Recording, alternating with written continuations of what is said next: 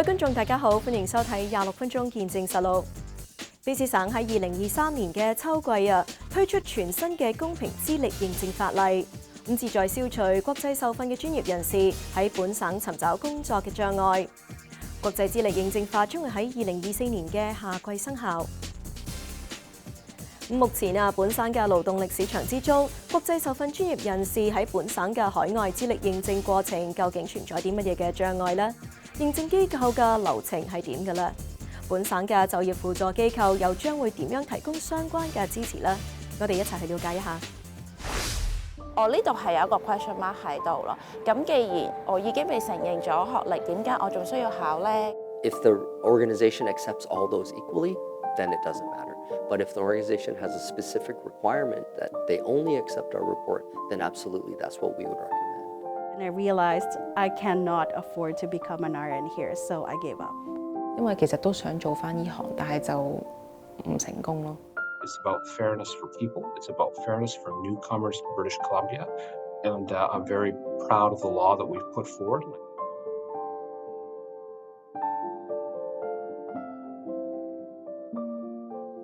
原香港註冊教職員胡恩晴喺2023年中旬嚟到溫哥華，佢有4年嘅香港幼兒教育專業本科學歷，並且喺當地嘅幼稚園從事咗3年嘅幼兒教育工作。而喺2022年嘅9月，佢就開始喺香港着手準備海外資歷認證嘅相關流程。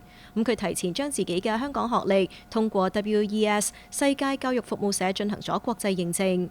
但係到達溫哥華之後，就發現自己做咗冤枉功夫。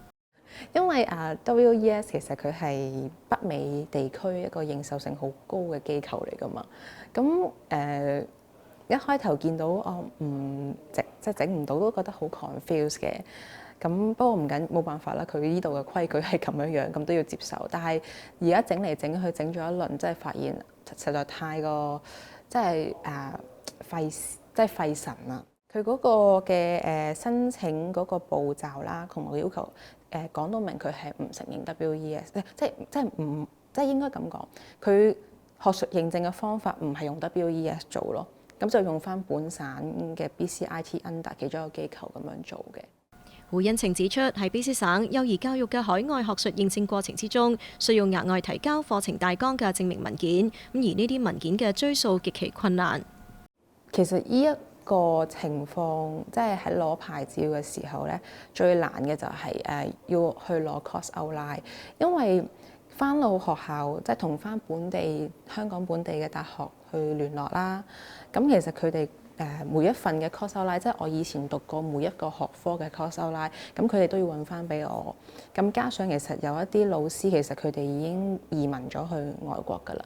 咁其實學院即係香港嗰邊啦，都好難去同我揾翻晒咁多份俾我。即係佢哋都講咗佢哋嘅難處喺度。所以其實最麻煩即係最辛苦就係呢一個部分咯。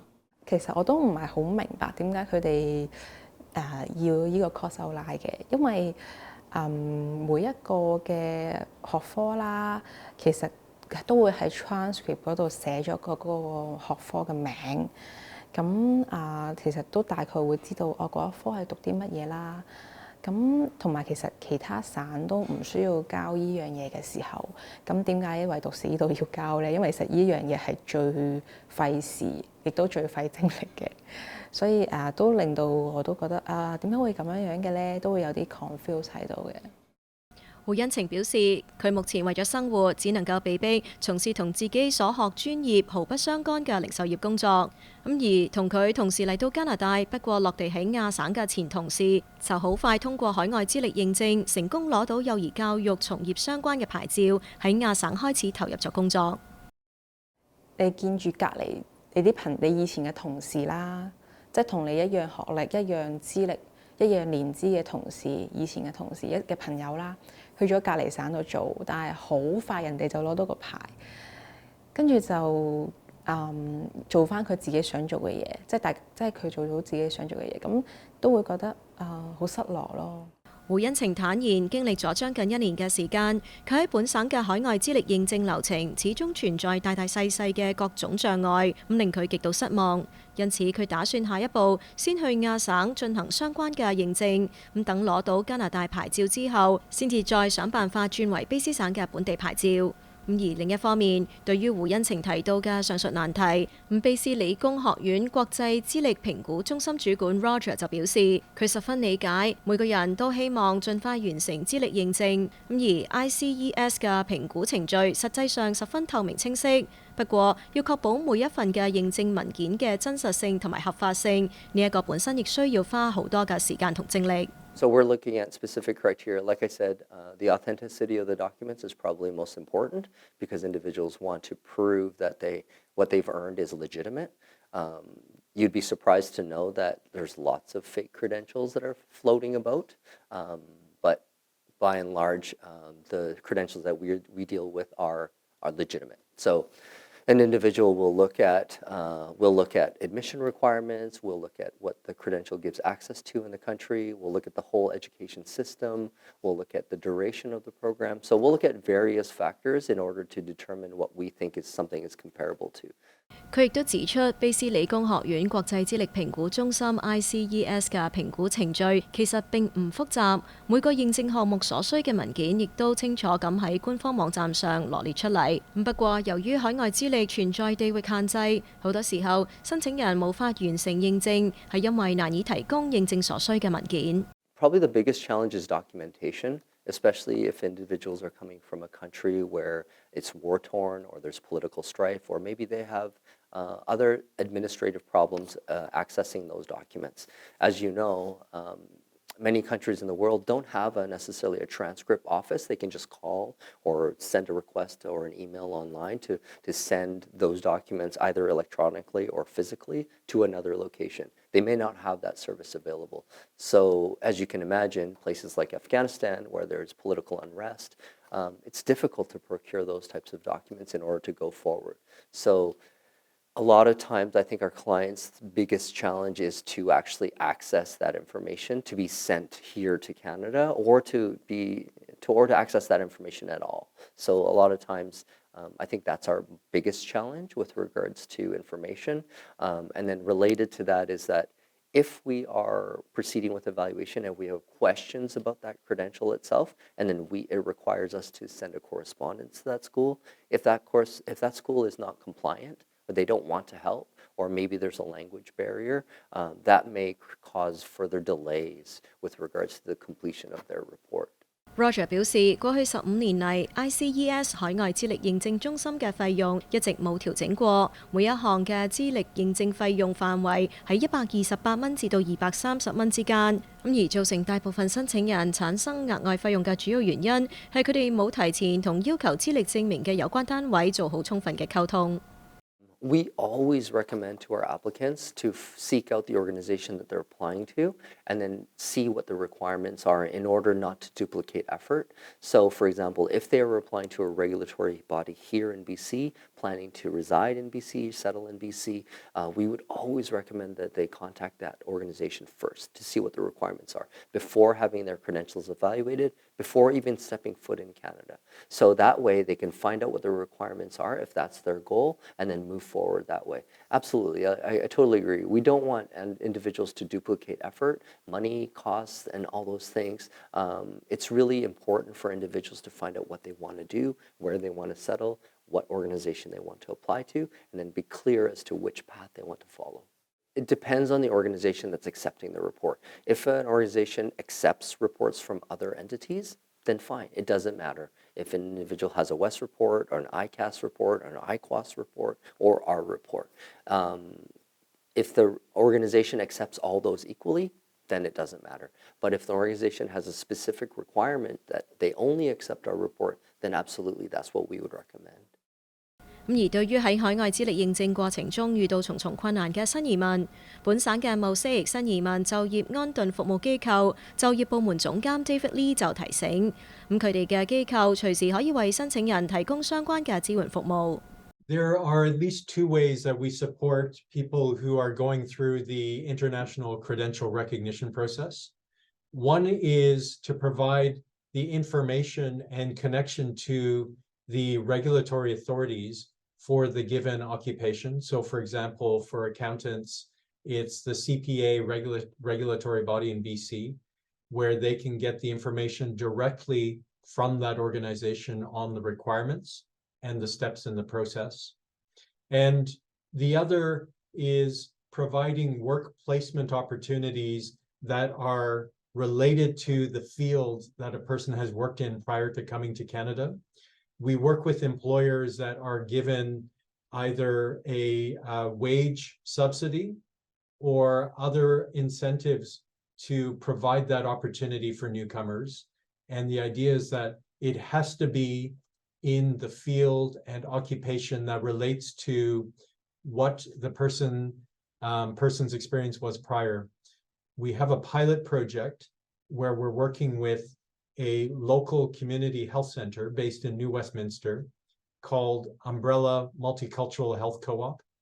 And this is where we're offering work placements for internationally educated nurses before they are able to obtain their registered nursing license here in Canada. 佢指出，佢哋機構入邊有好多唔同嘅就業輔助項目，而每個項目嚟自唔同嘅資助部門，因此協助對象同參與資格亦有所不同。Oftentimes, programs are only for permanent residents or for Canadian citizens.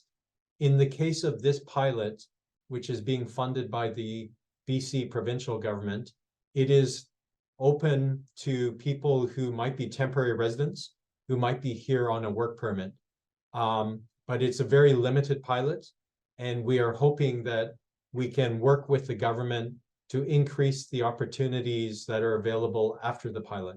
We seek to help anyone who is coming to Canada, who has the international experience and skills, and all newcomers. So it's not only for professional occupations, but when it comes to someone who has recently arrived with the professional experience, then we help as many people as we can. We definitely have some programs, again, due to funding, that are restricted to people who have permanent residency or who are citizens. However, we also operate Work BC centers in Metro Vancouver. These are the provincially funded employment centers. And at those centers, we can support a much broader range of people, including individuals who are temporary residents and including individuals who might be under different statuses, such as being refugee claimants. 卑詩省府預計喺未來嘅10年，本省將會出現100萬個職位空缺。咁其中好多嘅工作都係需要由國外嘅受訓從業員嚟到填補㗎。咁尤其係醫護人員嘅職位空缺，咁樣國際受訓嘅醫護人員要喺本省合法工作，又會經歷邊一啲嘅障礙？新法例將會涵蓋邊一啲嘅監管機構同埋專業人員？省府又將會點樣分階段落實立法嘅相關內容呢？我哋下一節翻嚟再睇。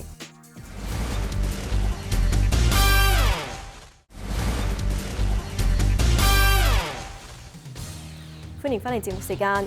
咁對於卑詩省啱啱通過嘅國際資歷認證法，省府就表示將會致力為佢哋提供所需嘅支援，以配合本省現時同未來嘅職業需求。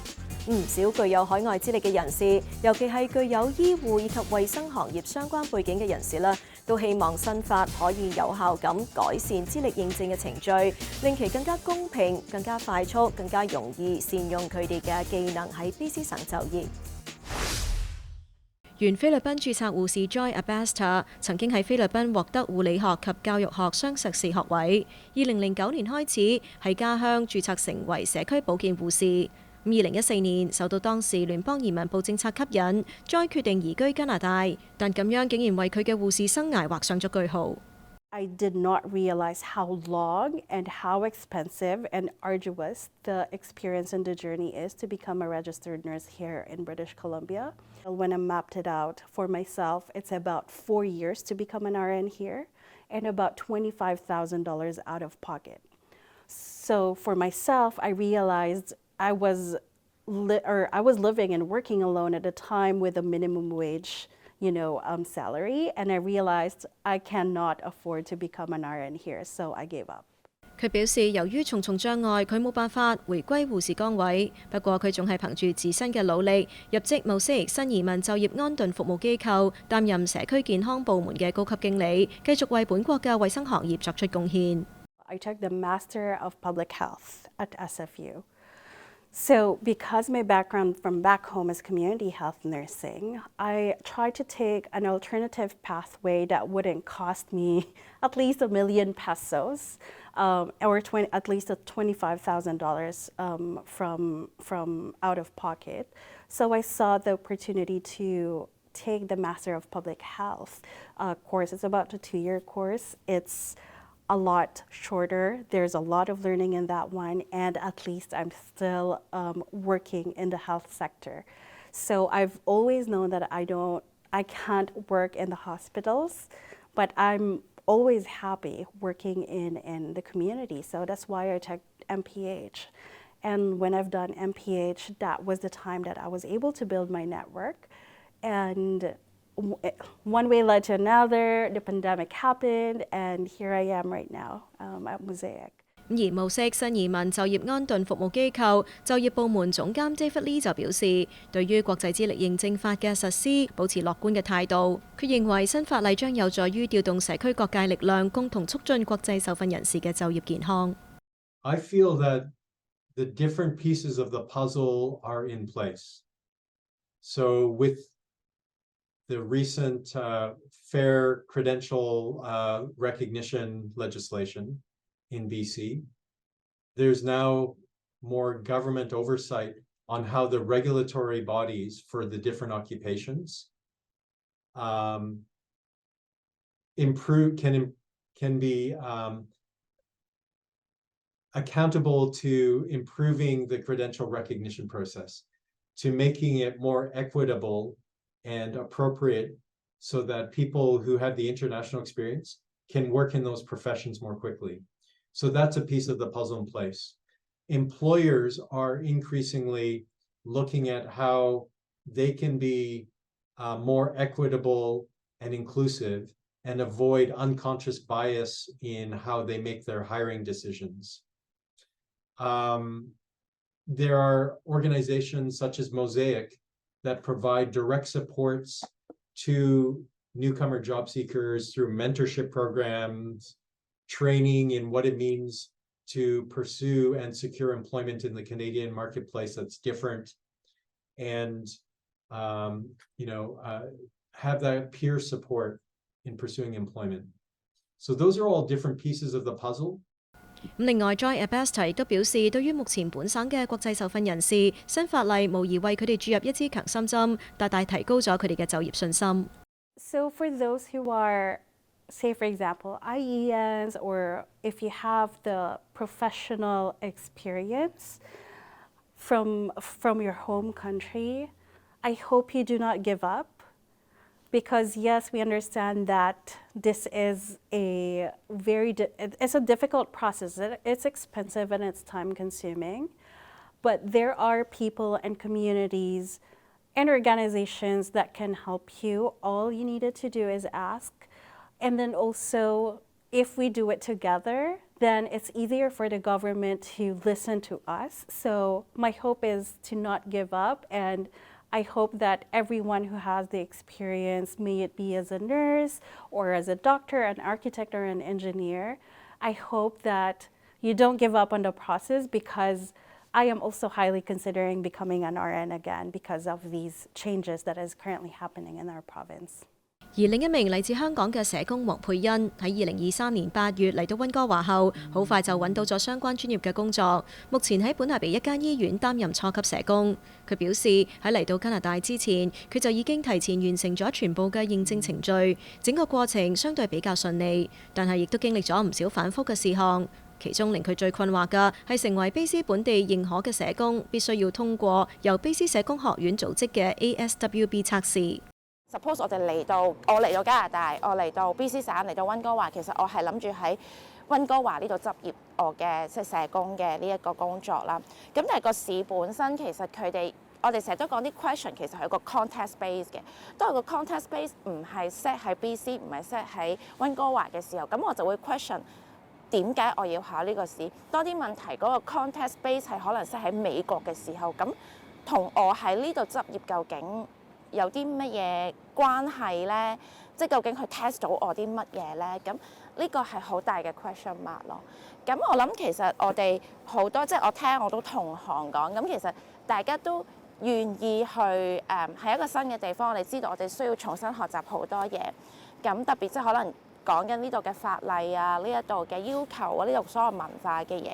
咁但係即係可能各個嘅部門或者各個整體嘅環境，個點樣 facilitate 我哋去學習 equip 到自己，而令到我哋可以喺度執業咧，而唔係去考一個我唔係咁理解點解要考嘅一個試，而讓我有一個好似一張入場票咁樣咧。咁我覺得呢度係一個即係相對地困難，我會係覺得我唔理解同埋我覺得唔太公義嘅部分咯。而對於新嘅資歷認證法，移民顧問黃天樂就表示自己持保留嘅意見。佢話近年佢接觸過好多新移民，大多數都好難喺攞到楓葉卡之前從事自己中意嘅工作。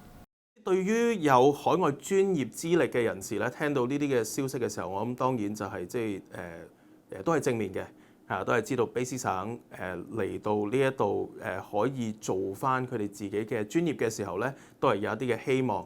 咁但係即係我亦都了解得到即係省政府方面咧，都係希望係透過即係省政府方面咧，都係透過呢一個第38號嘅法案啦，可以加強呢一個嘅專業資格認證嘅效率啦、透明度啦，同埋呢一個誠信。具體有啲咩好處嘅時候，好老實講，我都係未能夠睇到，因為其實呢個消息都係太新。亦都其實你過去亦都聽到好多移民故事咧，就係話佢哋原生嘅專業咧，因為係嚟到加拿大未能夠去受到認可嘅時候，又或者可能做呢一個嘅專業資格認證嘅時候咧，時間太長或者係個價錢太貴啦，咁所以佢哋冇辦法之下，佢哋要未能夠重操故業，去要轉行去做其他工作咯。佢認為對於喺本省嘅海內外受訓專業人士，當局唔可能100%做到一視同仁。山頭主義亦都係一個情況啦嚇，即係當你個協會大部分人都係嚟自都係加拿大人啦，都係加拿大永久居民嘅時候，你要再添一啲嚟自加拿大境外嘅專業人士去做你嘅工作嚇，會唔會有呢個搶飯碗嘅情況出現呢？會唔會係有一啲啱啱可能喺加拿大受教育嘅出嚟工作嘅，跟住同一時間了解得到我哋嘅協會其實係好主動嘅去吸納一啲喺加拿大境外受教育嘅醫護人員，又或者係一啲醫護協助工作嘅人員。所以件事係真係非常非常之頭痛，好複雜。未來嘅時候點樣去發展呢？我都其實好有興趣想知道。對於對2023年38號法案有質疑嘅聲音，時任卑詩勞動力發展省務廳長梅思安強調，新立法將會對18個監管機構以及29個職業界別展開整頓。咁同時，省府將會委任一名新嘅監督，咁負責促進公平資歷認證，並且監督監管機構嘅表現，同埋確保新立法得以遵守。I just want to say that this is an issue about basic fairness and fairness for people and fairness for newcomers to Canada. And I think that we put this act together, coming out of significant engagement with internationally trained professionals, immigrant serving organizations, and professional regulators. And I think we hit the right mix of responsibilities for the Superintendent of International Credential Recognition, and this is going to make a big difference for a lot of people. People will not have to wait going through processes for Canadian work experience once this comes into effect. I mean, the redundant language testing, the being charged fees in different fees if you're an international applicant than if you're a domestic applicant is something this law deals with. We prohibit unfair fees. And so I think it's going to make a very big difference for people, but at the core of it This is about fairness for new Canadians and fairness for British Columbians. 而2024年1月15號，卑詩省長尹大衛就宣布委任省議員周永華為國際資歷認證議會秘書，協助推動最近通過嘅有關專上教育及未來技術廳嘅新立法，而消除國際培訓專業人員喺卑詩省工作嘅障礙。好啦，今集嘅節目時間差唔多啦。咁如果觀眾對我哋嘅節目有啲乜嘢意見嘅話，係好歡迎大家以電郵嘅方式同我哋聯絡㗎。咁如果想重溫翻今集嘅節目，亦都可以上到去我哋嘅網站點擊節目重溫一覽。下星期同樣時間再同大家見面，晚安。